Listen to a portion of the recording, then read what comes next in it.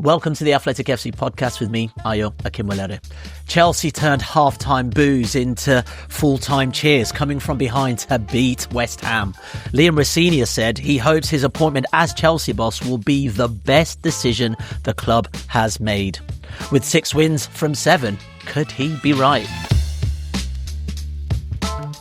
All right, in with us today in the studio, Twomey. We've also got Adam Crafton, who's all the way in New York as well. All right, first and foremost, it was a great weekend of incredible drama in the Premier League. A weekend of 2-0 leads being squandered, but also great fight backs as well. Congrats to Manchester United for still finding a way to win at Old Trafford.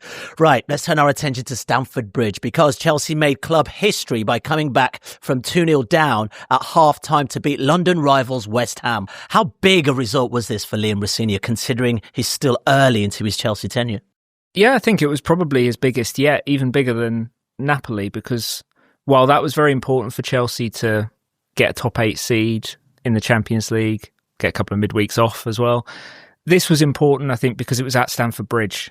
And it was Rosenior's first moment, really, at Stamford Bridge with these fans. And it didn't look like it was going to go that way, to put it mildly, at half-time.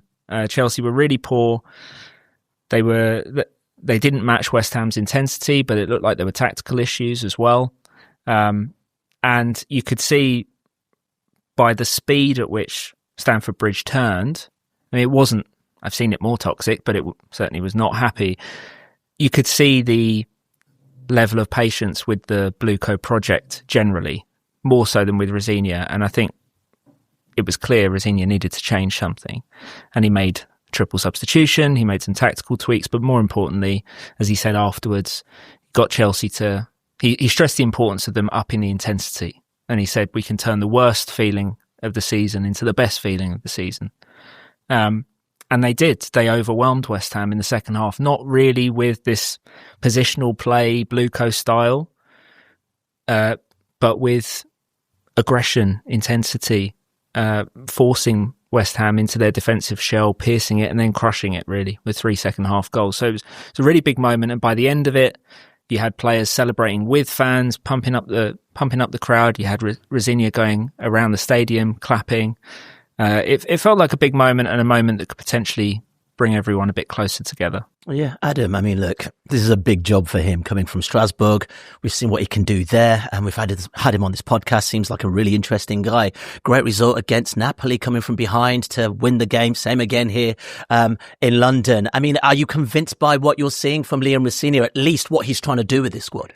Yeah, it's so early to tell what he's trying to do. I don't think you can really tell from the first few games what a Lliffe Rosenior team is going to look like. I mean, we know he said that, I think his ambition is to try and play a bit more of that positional style, which I guess in understandable English means like play a bit more like Pep Guardiola's Man City at some point. But yeah, they basically did. They came back on Saturday playing 4-4-2.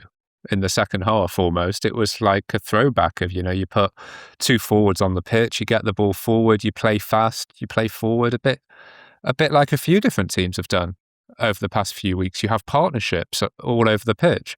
I still thought West Ham in the second half should have won the game. Like, they still had other chances to go and win the game. I thought they were the better team over 90 minutes than Chelsea.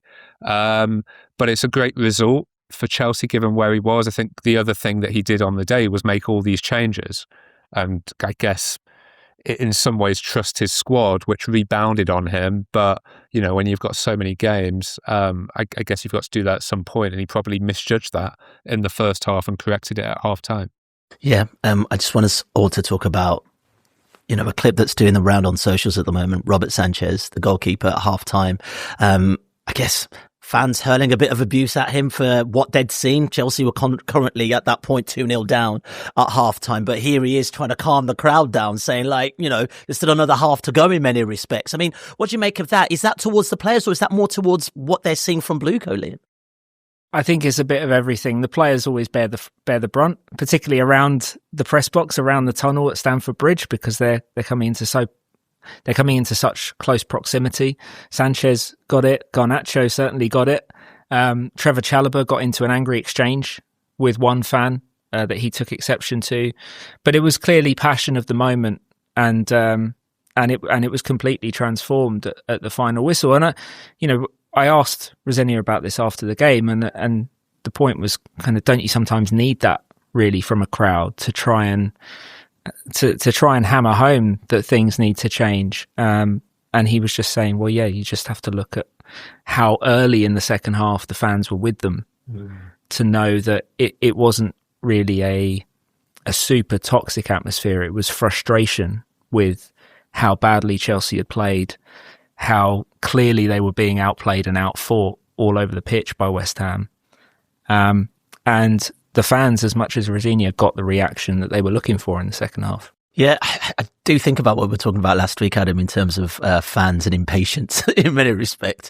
I mean, Chelsea are in a pretty decent spot. They look to be gathering momentum. Don't get me wrong, that first half was awful from a Chelsea perspective at home. But, I mean, there was still another half to go. Who knows how the game would have ended? Yeah, and this was their fifth win in a row. So it's not like they were in losing form. I just think I actually look more at the players in this situation, both for the performance and how they responded to the crowd. Because ultimately, I think if that was a Liverpool at home, Man United at home, Arsenal at home, you put up that performance for 45 minutes against one of the teams who have been the worst in the league this season, even if have been better form the last few weeks, you're going to get that sort of response, to be honest. They were really bad. And I think they are an incredibly immature team. Well, the age profile would probably say that, yeah, in many respects. Yeah, for sure. And also, I think we see that in their disciplinary record. I think we see it in the inconsistency that they show both within games and between games. And it's entirely understandable because they don't have those kind of key experienced players in key positions, in one or two positions over the pitch, that can just keep things calm. And Saturday was a particularly young team, with the changes that were made. And when you have a young team, it means confidence is very important. It means that there is a kind of anxiety that can creep in. And it is that, that disciplinary thing that, again, obviously it was the West Ham players that lost it more at the end, but the Chelsea players were really involved as well. And I do think that's probably going to be one of the big challenges for Rosenior himself, a very young coach as well, to try and handle that between now and the end of the season, because they do, if you look at their next three Premier League games, Wolves, Burnley, Leeds, they've got a chance to really build some momentum, but you just wouldn't be that shocked if they slip up in one of those games unexpectedly. Rosenior's first public comment really on arrival at Chelsea, when he was asked, what have you stressed with the players after that Charlton win in the FA Cup, it was responding to setbacks in the right way, intensity. And by Rosenior's definition, a setback is not necessarily a goal conceded. It can be as little as something going against you in the game, a misplaced pass, losing the ball. He wants those reactions to be instinctive and positive. So you're hunting the ball back immediately. At times under Maresca, they could feel oddly passive in games, as if they were letting the game happen to them when things started to go against them.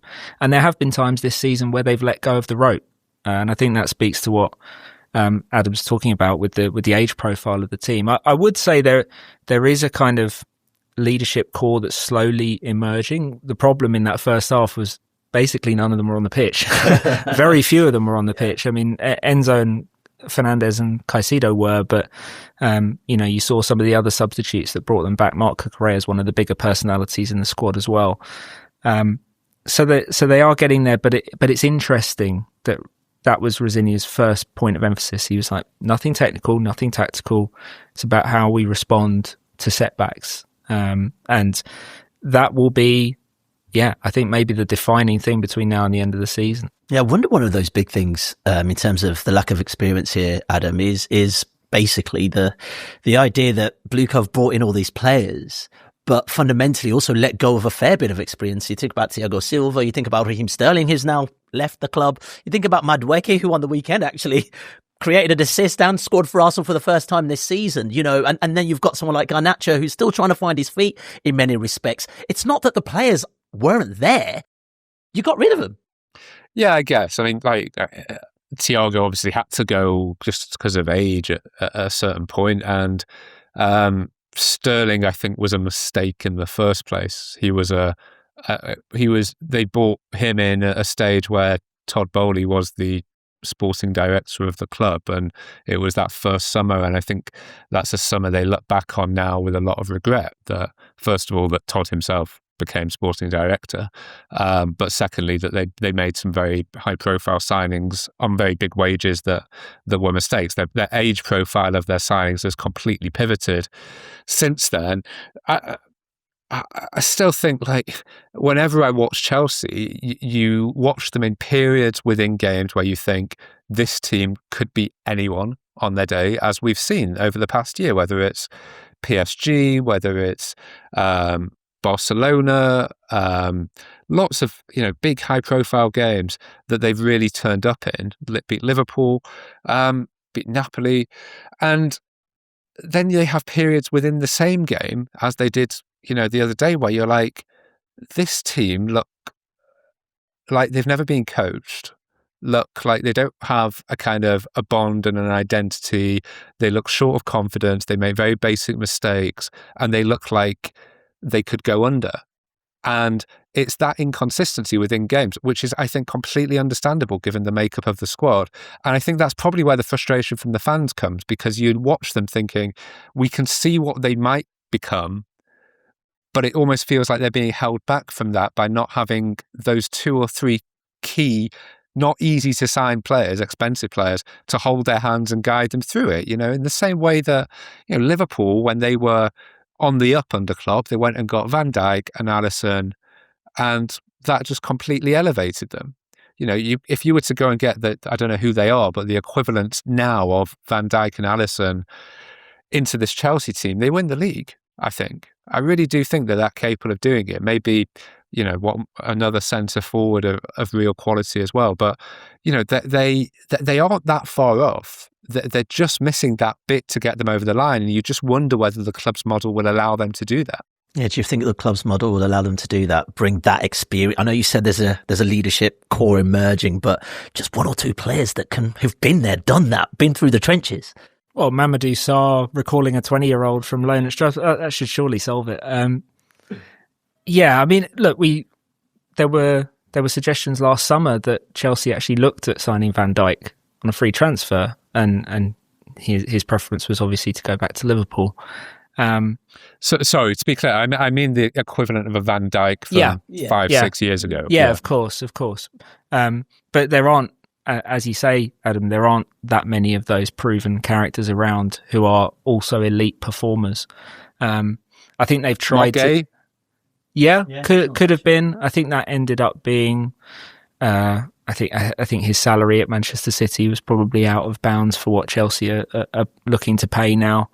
But there are players out there that you could go for, and I think in the past when they've gone for slightly older faces, they've done it on a budget, like with Tosin, and I think they like a lot of the character elements that he brings to the squad, but he's not necessarily good enough to be a certified starter all the time. So I think that will be the case. You either go and get those players, or you wait for the key players that you've got to grow up to the degree that they actually become those figures, and they sign most of them so young that will take a little while. Liam Rosenior spoke post-match of his hope that Chelsea fans will one day see his appointment as one of the best decisions they've made. Adam, this is quite an interesting one because, look, Chelsea are a very successful club, a club that's won 5 Premier League titles, 2 Champions Leagues, and many more titles in the last 20 years. Look, that is big talk coming from him. But, we've interviewed him on The Athletic. We've spoken about how great a talker he is. But I'm just really interested to hear from you on that statement. He says he hopes that Chelsea fans will one day see his appointment as one of the best decisions they've made. I mean, he clearly backs himself. Yeah, look, it's a really difficult one because I think, when other clubs of Chelsea's level are looking for managers, so if Liverpool, for example, were to choose on a slot to leave the club this summer, I don't think you're going to have a situation, or Real Madrid this summer looking for a manager, Manchester United. I don't think any of them would have looked at Liam Rosenior. And I don't mean that as a sign of disrespect towards him. It's just where he is in his career. So he is always going to be perceived as a kind of the blue coat man because he came in from Strasbourg, from a kind of a club that is perceived by part of the fan base as in some ways feeder club, the child club of the parent club, in some way fairly or unfairly. And I think that is something as well that he's kind of having to fight against. This idea that he is like, part of the Blueco furniture, and there's these kind of anxieties around what Blueco is and what they're doing with Chelsea. So I think that makes it harder for him. I think when you actually take a step back, like, he has done exactly what you would want a young coach to do. He started as an assistant. He was actually, I think, with Wayne Rooney at Derby. Wayne Rooney speaks very, very well of him. Did very well at Hull as well, and then goes abroad, which not that many English coaches do. Took a chance, goes to Strasbourg, did reasonably well. He wasn't amazing there. He did reasonably well, and now he's got an amazing opportunity. And I'm not sure he's necessarily earned an opportunity at Chelsea, but he's definitely put the yards in to deserve a chance in the Premier League. And the early signs are that he's just absolutely determined to take it. Is that the worry, that because of the circumstances of the way he's coming, that's why we're seeing a fair bit of scepticism to someone who actually clearly backs himself? Yeah, I think there is scepticism within the Chelsea fan base, as there always would be for Rosenior coming in, given the path that he's taken and his track record to this point. But I also think the Chelsea fans have been very, very fair with him so far. His name has been sung at a couple of away games by the match support, which I don't think you would have predicted, because that maybe happened once or twice under Maresca his whole time there, and never really. You always got the sense it was kind of reluctant or grudging. But I think Rosenior has done some smart things since he's come in. He's leaned into the, I'm from this part of London. I'm kind of one of you, even if he's not necessarily claiming to be a Chelsea fan growing up. But I think he's emphasising the points of contact, the points of connection with the fans. And even at the weekend, he was saying, I would have booed us at halftime. He was given a point to comment on the way the fans were interacting with the team, and I think he said exactly what he should have said. The line that he has to walk, and this goes to what Adam said, he has to be a Blueco man, because we've seen with Enzo Maresca that if you stop being a Blueco man, you won't be at that club for very long. You have to be prepared to work in that structure with the ownership, with the sporting leadership. But you also can't afford to be seen as a Blueco man by the fans or by the players. If you want to be taken seriously long term, you have to be seen as more than that. You have to be seen as your own man. And I also think at the top end, this profession, elite coaching, is not one that rewards kind of grounded, like introspective, modest figures. And I think if Rosenior hadn't come in projecting that kind of confidence, he's almost dead on arrival. There were many reasons why Graham Potter's job at Chelsea was impossible, but I think one of them was he came in with this air of, wow, this is amazing, kind of like almost I'm really grateful to be here. And I just think players quickly see through that, and fans won't go with you. So I think he started in the only way that he can if he wants to succeed. Adam, are we used to seeing English managers come out giving it the big and like, you know what? Yeah, I can see what we're doing here. This is what I want to achieve, blah, blah, blah. Because, you live in America. I mean, that coming out of an American coach, I mean, for sure, they'll be like, great, this guy's a leader of men. Here, there's this kind of skepticism to be like, well, I mean, look what Michael Carrick's doing. He's just, keeping it calm before he actually gets some results. Yeah, I think you're right. I think there is a discomfort about seeing young men be that sort of authoritative, confident, sort of strut in slightly, give the impression that they basically have everything planned out, when he doesn't. No one has everything planned out, but you've got to give that kind of impression. You've also got to remember that you're dealing with a lot of individuals who are almost like brands in themselves. and they need to be sold on whatever they're being told, even if you are making it up as you go along a little bit. We've seen some stuff, when you watch the Arteta Arsenal documentary that Amazon did a couple of years ago, there's times where I watch that, from a sofa, having never been part of an elite football environment, where you're a bit like, what the hell are you doing? But the players respond to it. And if players respond to it, then that shouldn't be seen as a negative. And it's one of those which will just be like judged entirely by results, right? So if he gets the results, then he'll be seen as confident and fantastic. If he doesn't get the results, he'll be seen as overconfident and a waste of time, right? Because that's the way that the world sees kind of these idiosyncrasies.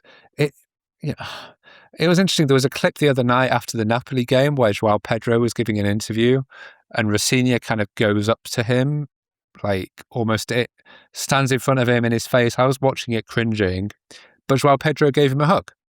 So the players seem to quite like it at the moment, at least. Everyone likes a new manager, but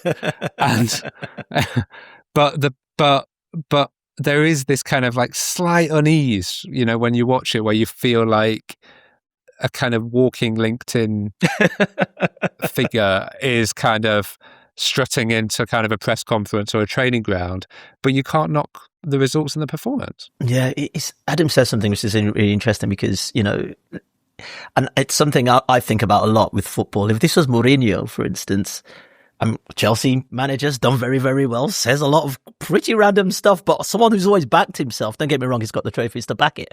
But you almost go, well, as a foreign manager with great ideas, it's an English manager. You go, well, come on, mate, calm down. Are you sure about this? Yeah, I think if we were hearing a lot of the things that Rosenior said in a Spanish or Italian accent or a Portuguese accent, I think it would be received very differently. I think we're just not used to, A, British coaches even being in this position to start with at a club of Chelsea's size, and B, talking like this. And I do think to an extent Mourinho has changed the dial for all coaches that have followed in terms of, obviously motivation, communicating with your players has always been critical to success in management, but that sense that you are always on when communicating in press conferences, that you've got to sell something to your fans, to the wider public. I think that was always true to some extent, but a combination of how globally watched the Premier League is now and figures like Mourinho, who've just generated so many big moments in those settings, I think has influenced everyone to some degree. And when you look at Chelsea in particular, this is a fan base that's very used to coaches with big personalities. They expect it. The last coach that was really, really embraced was Thomas Tuchel, who was a big personality. He was a very charismatic communicator in press conferences. I think that was one of the things that, for all of his successes on the pitch, Enzo Maresca was never truly embraced because there wasn't a great sense of charm or charisma that came through the camera to a lot of fans. And if Rosenior can project that, again, it's, as Adam says, it'll all be seen through results. I think if he wins, there's a comparison with someone like Brendan Rodgers, who could be seen as a bit of a figure of fun when he wasn't doing well, but when he was in his best moments at Liverpool or Leicester, these things were seen as charming quirks of his style that was working. So it ultimately comes down to that. Yeah, I just think about results, Adam, and nationality aside, probably what haunted Amorim in many respects is that he spoke about being a good coach and, sticking to his principles, but inevitably what you saw on the field really wasn't pleasing to the eye in any way, shape or form. Yeah, you can only sell a story for so long without delivering results. It's a bit like if you always have to treat these press. If you think of like major companies, they have 4 quarters a year where they go in and give results and answer calls. From investors. In the case of football coaches, they do it about 7 times a week now, if they're in Europe, and they are constantly, being quizzed on their performance, their direction, what they want to do next with their mini company, which is this group of players, in a dressing room. And you're almost looking for these results and indicators of performance in real time. Now I sound like I'm on LinkedIn. But I do think there is like a big part of that, which, as Liam says, means you're always on, and every little thing you say is going to be scraped over. It's going to be aggregated. It's going to be reported on. And I think that makes the job very difficult. And also, even if you just look at Rosenior's playing career, this is someone, he's never been in a place as big as Chelsea. As a player or a coach, he wasn't, he didn't play for England as in the senior team. You look at the teams he played for, clubs like as big as it got was Fulham and Brighton. And no disrespect, there's always Brighton somewhere with Chelsea. But Fulham, Brighton, Ipswich, Torquay, this is not like someone who is used to the highest performance environment. So I think some of the levels of scrutiny and attention will surely take him by surprise, because I think until you're in this kind of washing machine of that level of the Premier League, where you're being spun around and every bit of your life, your performance, the team's performance is poured over, I think it's very hard to relate to.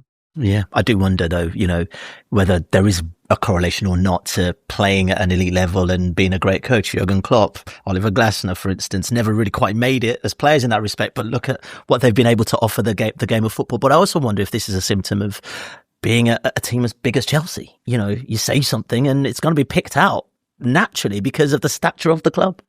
No, absolutely. Just by virtue of being in Europe, you've got 3-4 press conferences a week, sometimes seeing people like me far too much, asking in some cases the same or LinkedIn happen answering in some cases the same questions over and over again. And your job is to try and keep it fresh. And while a lot of fans will probably tune out of a lot of that, they will notice if you don't impress, if you say the wrong thing, if you don't comport yourself in the way that they expect from their coaches. And so I think that side of it has never been more demanding than it is right now. I think you can see with the Rosenior memes on social media as well, which I think he reacted to in exactly the way he should, which is like, I'm not on it. My kids show me it. We all have a good laugh. I think that's all you can do, because if you pay attention to this, and I mean, all coaches pay more attention to it than they say they do. But if you pay too much attention to it, it can just send you spinning out and forgetting about your actual job, which is to coach the team and win games. Before we look any further, we are recording on transfer deadline day, so anything can still change. But Liam, we know Chelsea love a deal. What are we hearing so far? Yeah, I mean, the inevitable caveat that with Chelsea, something big, something unexpected is always possible. It did feel in the final days of this window as if that something big was going to be Jeremy Jacquet or nothing. Jeremy Jacquet is going to Liverpool. We haven't got the sense that Chelsea are just going through a list of defenders that they want to sign for £60 million now. I think it was a particular identification of him. And as a result, they've brought back Mamadou Sarr, who they really, really like and really rate from Strasbourg, and obviously Liam Rosenior is very, very familiar with, and I'm sure had a role in bringing back. And we've seen actually in the last year or two that Chelsea have favoured slightly more quiet Januaries. I mean, this January's been more notable for changes elsewhere at Chelsea than in the squad. They prefer to recruit in the summers, and even a deal like Jacquet, and you see with what Liverpool are doing, it's a deal being done 6 months early, which I think is becoming more and more common. Well, Tyreek George, we know, is heading to Everton. What about Axel Disasi? What do we know about that one? Axel Disasi is kind of the last really high profile name that is not in the first team picture now that Raheem Sterling's not there. So it makes sense for him to go somewhere to play. I think Chelsea ideally, and they've probably been waiting for most of January to see if they can sell him, but if that doesn't come to pass, it should make sense for everyone for him to just go out on loan to play, to remind everyone that he can be pretty solid Premier League centre-back, I think, which is what he showed at times at Chelsea and at times at Aston Villa. All right, gents, let's head back to the football. Before we go, Adam, on Tuesday, Chelsea play the second leg of their Carabao Cup semi-final with Arsenal. Well, after the weekend's games, they are currently 5th in the Premier League. They're in a good position. How important is the Carabao Cup to Chelsea right now? I think it should be a priority. They're 5th behind the mighty Manchester United at the moment. But I think it should be a priority, just because if they were able to overturn the 3-2 that they have against Arsenal, I think it would just be such a big statement for Rosenior, such a big moment for him, to go away from home there and get that result. So fair enough, if he's able to do that.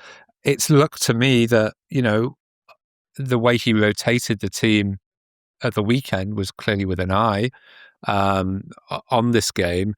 So, it would appear that they're taking it pretty seriously. And I think they should, because it's difficult because, Maresca won 2 trophies and it didn't really matter in the end because, the relationships broke down and he lost his job. But I do think, when you think of Chelsea, what Chelsea fans have come to think their history is over the more recent times, it is, they keep winning despite whatever chaos may be enveloping. They keep finding ways to pick up trophies. Kind of like the opposite of Arsenal, who have they can have stability without necessarily winning the trophies to go along with it. Chelsea are like the opposite of that in that they just always pick up a pot here or there. So I do think, it would be a huge thing for a senior to do that, particularly because, they may have a very difficult final as well. So I think as a signpost, it should definitely be a priority. Okay. Well, Adam, before we go, final whistle, we need to get this one in. I'm just going to get my stopwatch ready. So you've got a minute to tell us what from the world of football has caught your eye over the weekend. So let's get this going. 3, 2, 1. Off you go, mate. I watched Fulham yesterday play very well again at Man United. Maybe just think about Marco Silva when we talk about all these coaches who are kind of in the melting pot for some very big jobs that may be up in the summer. You think of around Manchester United, possibly Tottenham. There may be other big clubs coming up around Europe as well, international jobs that might become available after the World Cup. And again, this season they are, I think, 7th, 8th in the Premier League, playing very well. Interesting that they got Oscar Bob in, but they're now pulled out at the end, I think, with Ricardo Pepe. Interesting to see how Silva responds to that and whether Fulham are able to persuade him again to renew or whether he'll be entering that market. I think sometimes we kind of take for granted how good he's been at Fulham just because we've kind of known him for quite a long time now. Yeah. Okay, 55 seconds. I'll give the last few seconds to you, Liam. Marco Silva, should he be deserved of a bigger job than he's currently doing at Fulham? Yeah, I really like him. I feel like he went through the phase of being quite a fashionable name to link with top jobs and has now for some reason come out the other side of it and been forgotten. And a lot of the top clubs... It's because he never smiles. And you never see him smile. It's always that kind of like slightly surly face. I think like if he told a few jokes, he and had kind of had that bit more kind of personality that grabs attention, then he might be. We maybe should have touched on that earlier when we were talking about the importance of communication, the importance of just smiling every now and then. Exactly. It works a treat. Gents, I really appreciate your time and your smiles on today's episode of the Athletic FC podcast. Liam, Adam, appreciate you joining us, and also thank you guys for joining us too. We'll be back soon. For more from the Athletic FC podcast, make sure you like and subscribe to the channel. We've got top journalists like David Ornstein, Matt Slater, Adam Crafton, Carl Anker, and plenty more through the entire season. Make sure you don't miss an episode of the Athletic FC. You can get it wherever you get your podcasts from.